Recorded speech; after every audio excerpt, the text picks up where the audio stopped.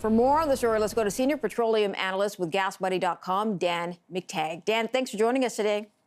Thanks for having me. Have you ever heard of something like this before, where you have a province restricting oil and gas shipments to another province?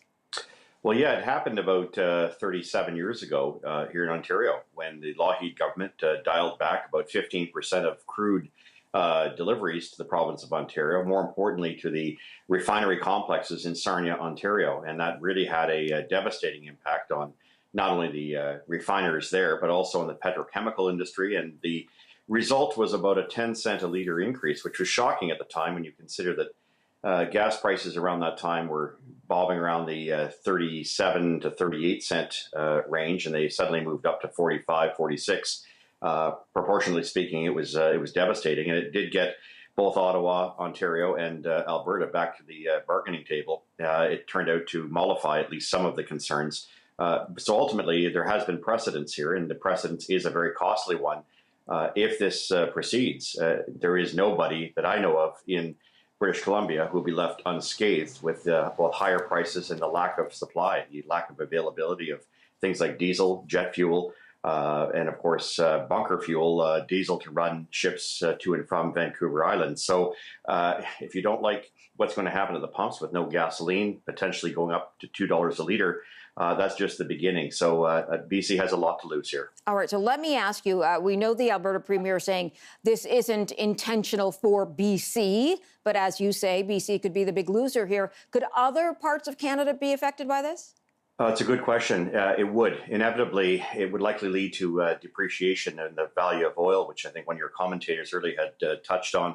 We could see a further decline in oil's value. Given it's our number one export, that means the Canadian dollar would take a hit. And just put this thing into perspective, Marla, you have most of our fuel in this country is based on and certainly priced on U.S.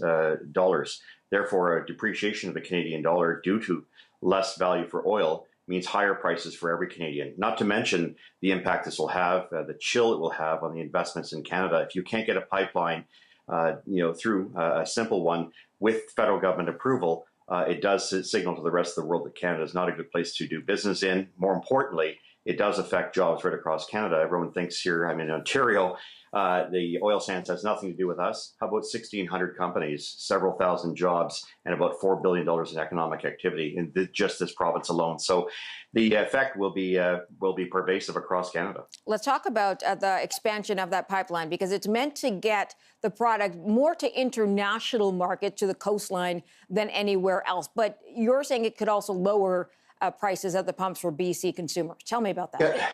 To be sure, heavy oil will go through the new pipeline at 2 times the volume. And of course, that would go to Asian markets, but it will also go to the California market. Many refineries, even in Washington state, are heavily configured to taking Canada's heavy oil. It's the reason why U.S. Midwest refiners and even Gulf Coast refiners like heavy Canadian oil. You can do more with it. Unlike light oil the United States has currently, the big shale revolution, you can't produce things like diesel. But specific to the expansion of the existing pipeline, it would go from 300,000 barrels to 350,000 barrels a day. It would allow more gasoline into the Vancouver market. And normally that would mean difference in wholesale prices between Edmonton, where the pipeline starts, to Vancouver is about 20 cents a liter.